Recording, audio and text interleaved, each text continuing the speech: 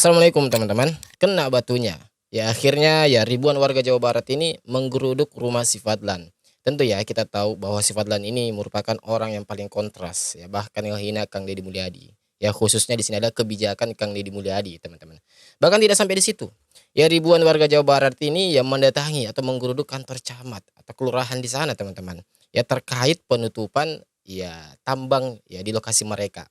Karena memang ya, walaupun kemarin ada beberapa orang yang melakukan demo ya untuk ya memprotes Kang Deddy Mulyadi ya penutupan daripada tambang tersebut. Ya, di sisi lain ya ada begitu banyak justru warga Jawa Barat yang mendukung atas kebijakan Kang Deddy Mulyadi ya untuk penutupan ya tambang di situ, teman-teman.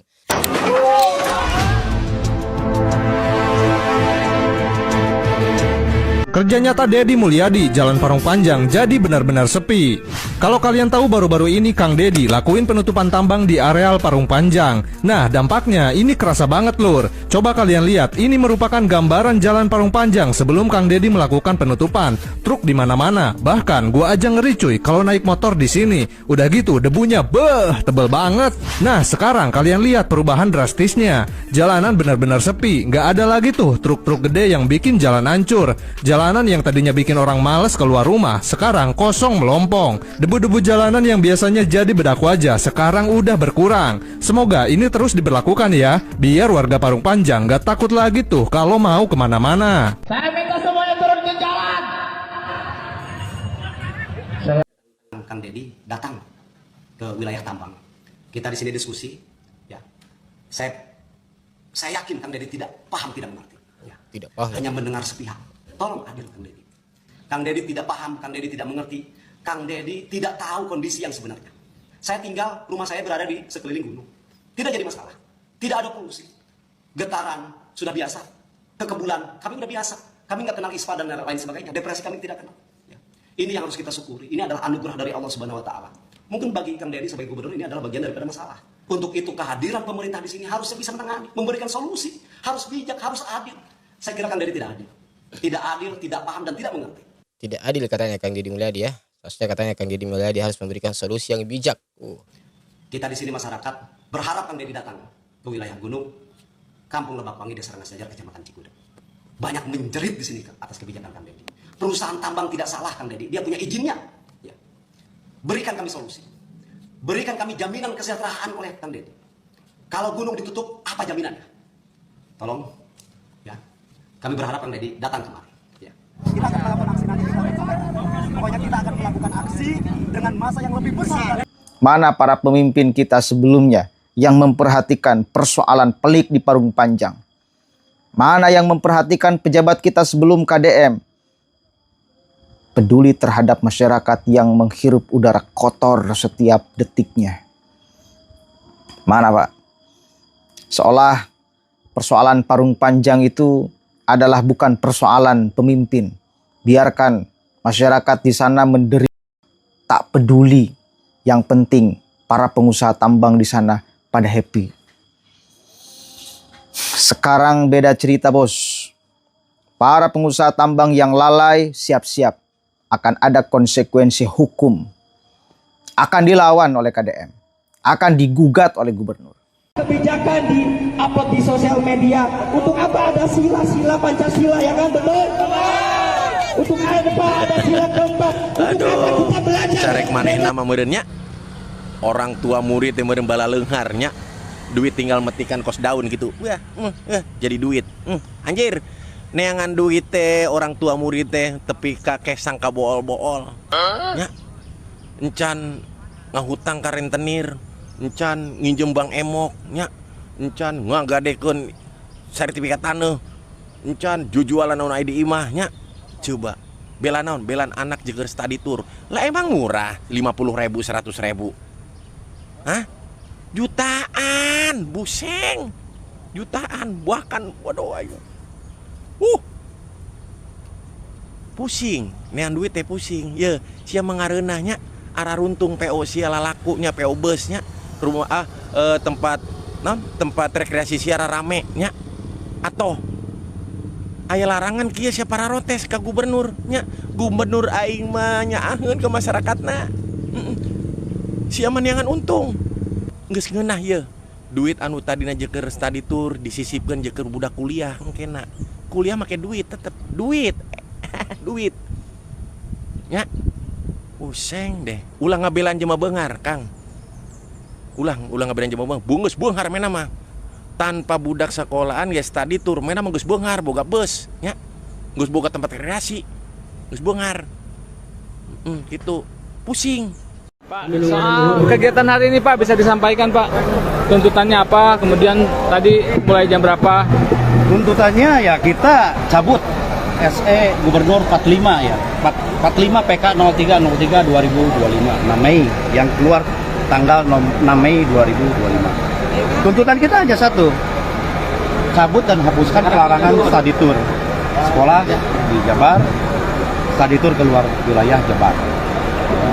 Ini dampaknya betul-betul sangat serius ya. Sepertinya ya KDM sebagai Gubernur Jawa Barat ya nggak memikirkan Assalamualaikum rekan-rekan semuanya. nggak memikirkan dampaknya ya, sehingga aksi ini bisa terjadi ya. Inilah sebagai dampak, sebagai jawaban kita, bukti fakta nyata bahwa seluruh pekerja pariwisata di Jawa Barat yang 3 elemen itu, satu usaha transportasi pariwisata, yang kedua usaha perjalanan wisata dan perjalanan umum, yang ketiga UMKM pariwisata. Ini yang paling terdampak. Ancaman PHK kepada mereka ini sudah di depan mata. Bahkan beberapa UMKM sudah melakukan layoff. Ya, mereka pekerja-pekerjanya sudah banyak yang dirumahkan. Penginapan atau hotel, ya sudah ada beberapa yang mereka yang pekerja-pekerja yang sudah dirumahkan. Nah, kekhawatiran kami paling besar adalah karena usaha transportasi pariwisata di Jawa Barat ini banyak dan banyak sekali karyawan-karyawan yang informal. Ya mereka bukan karyawan, mereka mitra. Mereka bisa bekerja mendapatkan penghasilan karena ada order, ada pesanan, ada order jalan. Nah, mereka tidak order jalan tidak dapat pemasukan. Nah, ini yang terjadi saat ini setelah keluarnya terbitnya SE Gubernur tersebut. Kenapa? Saya mengatakan di beberapa ya media sosial ya. Saya mengatakan ada yang menyampaikan apakah program studi tour sekolah di Jawa Barat menjadi menu utama bisnis pariwisata? Saya katakan iya. Saya katakan iya. Tunjukkan dan buktikan sejak beberapa tahun silam pemerintah Provinsi Jawa Barat, Dinas Pariwisata, ya, dinas terkait membuktikan nggak animo pariwisata Jabar ini banyak dikunjungi wisatawan? Berapa persen? Jadi saya ibaratkan, jika kita tahu Bali, Pulau Bali, banyak wisatawan asing di sana, nggak mikir, walaupun misal gubernurnya melarang studi tour, nggak mikir, setiap hari kok usaha itu berjalan, ya, yang punya usaha transportasi pariwisata juga berjalan. Nah, maka saya bilang segmen pasar studi tour sekolah ini ibarat wisatawan mancanegara di Jawa Barat ini, dan paling tinggi memang pangsa pasarnya, captive marketnya jelas. Nah, kalaupun ada kelemahan atau kekurangan yang disampaikan oleh Gubernur KDM karena adanya laporan orang tua siswa yang keberatan dengan ya harga atau tarif studi tour bagi siswa-siswa sekolahnya sehingga orang tua merasa terbebani, ya solusinya bukan dilarang. Kami sudah beberapa kali menyampaikan perbaikan, pembenahan. Kami juga akan kasih masukan-masukan tentang hal itu. Ya, dan stakeholder yang lain siap. Tapi kenapa Pak Gubernur KDM melarang? Nah, saya pikir ini petir di siang bolong. Ya, para pengusaha di sektor pariwisata, para pekerja di sektor pariwisata yang 3 elemen tadi mendapatkan surat keputusan. Dengan pemberlakuan surat keputusan tersebut tentunya menghilangkan nafkah kami menghilangkan pendapatan perusahaan. Ingat loh, perusahaan pariwisata, perusahaan-perusahaan yang bergerak di pariwisata di Jawa Barat ini, awal tahun sudah ada beberapa yang melakukan investasi. Hanya ingin menuntut keadilan. Yang teriak demo itu segelintir aja, mayoritas rakyat justru lega tambang ditertibkan. Jadi KDM, jangan mundur setitik pun. Asa ku ngeunah cenah ngomong teh, loba jelema anu tergantung kana eta tambang, lamun nutup kudu aya solusina. Ai maneh eta teh baheula eta jalan macet didinya ku mobil tambang baradak toronton eta aya solusina eueuh. Baheula eta mobil ka kebulan teh warga sekitar aya solusina eueuh ti tukang tambangna nu boga tambang. Eta jalan rusak dibere solusin teu? Kan teu. Nepikeun ka ayeuna geus lila tahu solusina. Ayeuna ngomong siga kieu. Ngomong ka urang geunah gampang pisan. Ngomong malah gampang atuh. Tinggal ngomong dalam teu pego. Bijing Enjang, saya warga Parung Panjang Pak Dedi. Sangat berterima kasih atas kebijakan Bapak yang sangat pro dengan masyarakat. Ini sejarah Pak Dedi. Saya 30 tahun tinggal di Parung Panjang. Tidak pernah itu tutup tambang. Pada takut semua pengusaha tambang. Sekarang Pak Dedi, ibu-ibu tidak takut, anaknya pada ngantar-ngantar sekolah. Anak-anak sekolah full senyum, tidak takut. Ada truk-truk jumbo kanan kiri yang selama ini mereka tidak mematuhi himbauan dari Pak Dedi tentang jam tayang. Dan kami masyarakat Panjang mendukung penuh kebijakan Pak Dedi untuk menindak tambang-tambang nakal yang tidak memenuhi syarat undang-undang minerba dan undang-undang lalu lintas. Sikat Pak Dedi, saya mendukung. Tiga kali urang Parung Panjang, batu diangkut, pasir dibawa, urang Parung Panjang na sangsara, jalan ge awut-awutan, rakyat nenaku ispa, kota-kota gede harurung harerang rakyat aing kata langsara, terido aing. Tapi ieu jalan lain jeung tambang sia, ieu jalan jeung rakyat aing, meh rakyat aing teu susah sia. Aing terido rakyat aing anu kageleng deui truk. Aing terido rakyat aing. Ngas heusa, napasna eungap. Nyesepan lebu ari saria baleungar ti dieu sia. Aing ceurik rakyat aing ukur jadikeun kekeset ku sia kabeh sia. Ku kituna ti ayeuna kasadaya pamimpin kade ulah ngajadikeun rakyat kekeset. Ulah ngajadikeun rakyat ukur jadi titincakan pikeun jabatan. Ya, oke teman-teman ya, itulah tadi. Ya, jadi benar ya apa yang disampaikan oleh Kang Deddy Mulyadi tadi ya dalam pidatonya yang begitu sangat emosional kalau kita melihat tadi ya.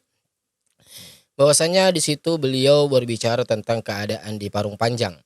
Ya, bahwa sesungguhnya kekayaan alam di sana itu dikeruk habis-habisan. Ya, dan yang menikmatinya itu hanya segelintir orang atau mungkin hanya orang-orang yang memiliki perusahaan tersebut, teman-teman. Lalu bagaimana dengan ya masyarakat asli di sana? Ya, dapat apanya? Ya, dapat apanya? Coba. Ya, makanya akan menjadi sebuah keheranan ketika ya ada seorang gubernur yang membuat suatu kebijakan ya penghentian sementara, ya perlu digarisbawahi, sementara ya penutupan sementara tambang di sana ya karena untuk memperbaiki jalanan di sana. Itu malah diprotes, teman-teman. Jadi inilah ya ketika orang berbicara ya atas dasar dirinya sendiri ya tidak mementingkan orang lain. Ya kurang lebih seperti sifat Lan ini. Ya, kurang lebih sifat Lan ini, teman-teman. Ya, akan berbicara ya mengatas berdasarkan apa ya keinginan pribadinya, hawa nafsu pribadinya, kepentingan perutnya, tetapi mengatasnamakan orang banyak. Ya padahal jelas, teman-teman. Ya pidato Kang Deddy Mulyadi tadi itu ya saya tidak sudi. Ya pokoknya saya nggak sudi kalau rakyat saya khususnya di Parung Panjang itu hanya menjadi keset dan lain sebagainya. Ya kekayaan alam di sana dikeruk oleh segelintir orang, ya pihak-pihak perusahaan mungkin. Ya tetapi bagi warga asli sana, masyarakat asli sana itu tidak mendapat apa-apa. Ya, Kang Deddy Mulyadi itu sangat-sangat tidak menyukai hal itu, teman-teman.